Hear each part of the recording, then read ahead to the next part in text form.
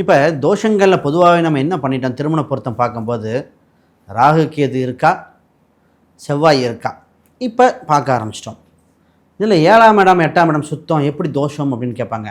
அந்த பொண்ணுக்கு பார்த்தீங்கன்னா 29 வயசாக இருக்கும், திருமணம் ஆயிருக்காது. தம்பிக்கு பார்த்தீங்கன்னா 36 வயசாக இருக்கும். அப்போ 7ஆம் இடம் 8ஆம் இடம் சுத்தமாக இருந்து ஏங்க ஆகலைன்னு கேட்டால் பதில் இல்லை. பொதுவாக 7ஆம் அதிபதிக்கு ராகு கேது தொடர்போ, மாந்தி தொடர்போ, சனி செவ்வாய் தொடர்போ ஏற்பட்டாலும் பாதகத்தை கொடுக்கின்றன. இப்போ 7ல் ஒருத்தங்க சுக்கிரன், அது பேர் காரகோ பாவனாஸ்தி. அது சுக்கிரன் ஆட்சியோ உச்சமாக பண்ணுறால் கேந்திராதிபதி தோஷம், இந்த சுக்கர புத்தி சுக்கரந்தத்தில் கொடுமையை பண்ணிடும். அப்போ நம்ம நல்லவர் நினைக்கிறதுக்கு தோஷமாக வந்து இருக்கிறது. இப்போ ஜாதக ரீதியாக பார்க்கும்போது 10 பொருத்தத்தை பார்த்துட்டு பண்ணுற ஜாதகத்தில் பிரச்சனை வருதுங்க. இப்போ நிறைய பேர் பார்த்திங்கன்னா 10 பொருத்தம் 10 நாங்களாம் பார்த்திங்கன்னா 10க்கு 10 நாள் வேணான்னு சொல்லுவோம். அது ஏன் 10க்கு 10 இருக்கு வேணாங்கிறீங்க அப்படிம்பாங்க. அப்போ சூட்சமங்கிறது தான். 10க்கு 10 இருந்தால் நல்லது தானே சார்? 10க்கு 10ங்கிறது அது ஒரு விசிட்டிங் கார்டு மாதிரி.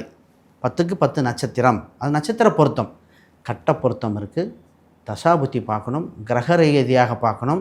7ஆம் அதிபதி இந்த ஆணோட 7ஆம் அதிபதி அந்த இதில் எப்படி இருக்குது, கணவன் மனைவிக்கு அந்யோன்யம் இருக்கா, தாம்பத்திய சுகங்கள் இருக்கா, வசியம் இருக்கா. இன்றைக்கி பார்த்திங்கன்னா வேலை பளு ஜாஸ்தி. இப்போ கணவன் மனைவி இந்த வசியங்கள் இருக்கணும். இந்த வசியங்கள் இருக்கா, இதுக்கு குழந்தை பாக்கியங்கள் உண்டா. இன்றைக்கி ஆணுக்கு நிறைய கம்ப்ளைண்ட் பார்த்திங்கன்னா இந்த விரைப்புத்தன்மை, அதுவும் வீரியஸ்தானம் பாதிக்குதுன்னு வர்றாங்க.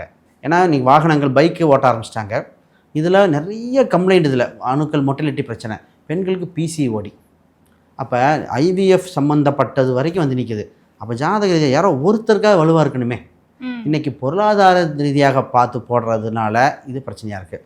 ஃபஸ்ட்டு இந்த மாதிரி பிரச்சனைகள் இருக்கிறதுக்கு அதுக்கு ஃபஸ்ட்டு கண்டுபிடிச்சி அதுக்கு தகுந்த கோயில்களை கொடுக்கணும்.